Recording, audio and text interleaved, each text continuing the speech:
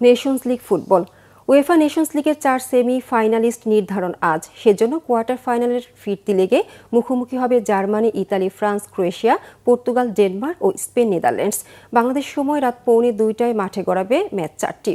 Germany এগিয়ে থেকে আতিথেয়তা দেবে ইতালিকে।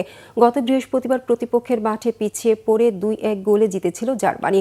সান্ড্রো তোনালির গোলে ইতালি প্রথমার্ধে এগিয়ে থাকার পর দ্বিতীয়ার্ধে টিম ক্লাইনডিনস্ট ও লেওন গোরেস্কা গোল করে জার্মানদের জেতান।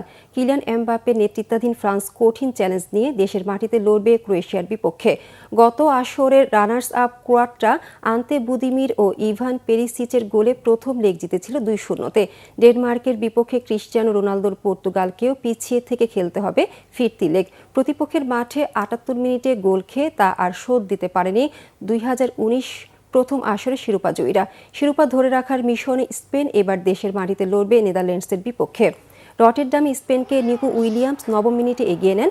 28 মিনিটে গোডি গাকপোর গোলে সমতায় ফেরে 46 মিনিটে টিয়ানি রেইন্ডার্সের লক্ষ্যভেদে লিড নেয় ডাচরা। 93 মিনিটে স্পেনের মিকেল মেরিনো গোল করে 2-2 সমতায় ম্যাচ শেষ করেন।